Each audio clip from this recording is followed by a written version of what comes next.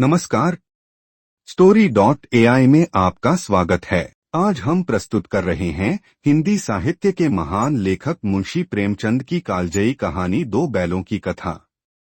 यह कहानी न सिर्फ जानवरों की संवेदनशीलता को दर्शाती है, बल्कि स्वतंत्रता, आत्मसम्मान और इंसानों की स्वार्थपूर्ण प्रवृत्ति पर भी गहरी चोट करती है। झूरी नाम का एक किसान था, जिसके पास हीरा और मोती नाम के दो बैल थे।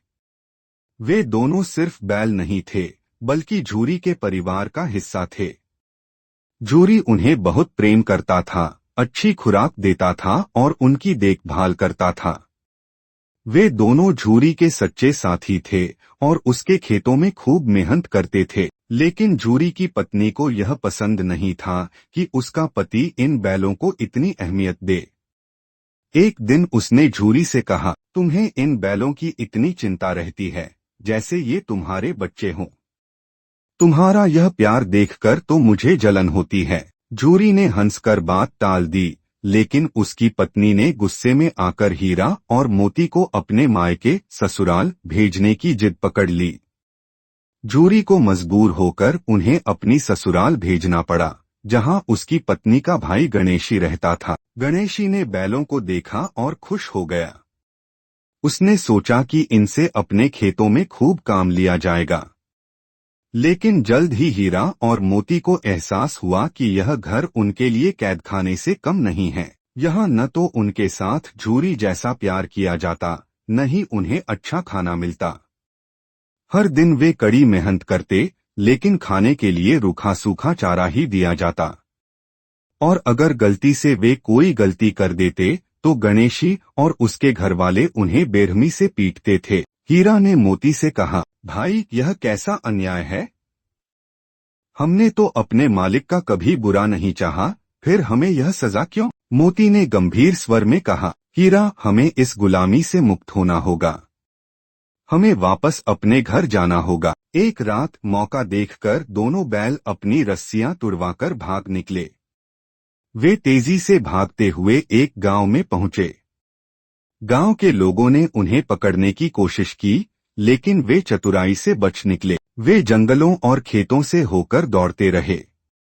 दिन भर भूखे प्यासे भटकते रहे, लेकिन उन्होंने हार नहीं मानी। वे अपने घर, अपने मालिक झूरी के पास लौटना चाहते थे। रात होने पर वे एक मंदिर के पास पहुंचे, जहां एक दयालु साधु ने उन्हें देखा और प्यार से सहलाया। उसने उन्हें ताजा चारा खिलाया और उनकी थकान दूर की। उन्होंने कई दिनों तक वहीं शांति से बिताए। लेकिन कुछ दिनों बाद गांव के कुछ लोगों ने उन्हें पकड़कर पुलिस को सौंप दिया। फिर से गणेशी के पास पुलिस ने इन बैलों को गणेशी के हवाले कर दिया। गणेशी को अब और गुस्सा आ गया था। उसने इनसे पहले से भी ज्यादा काम करवाना शुरू कर दिया। हर दिन वह उन्हें मारता पीटता और दुगुनी मेहनत करवाता। हीरा और मोती अब यह बर्दाश्त नहीं कर सकते थे। एक रात उन्होंने दोबारा रस्सी तोड़ी और भाग निकले। इस बार वे सीधे अपने असली मालिक झूरी के घर की ओर दौड़ पड़े। जब झूरी ने उन्हें देखा तो उसकी खुशी का ठिकाना न रहा।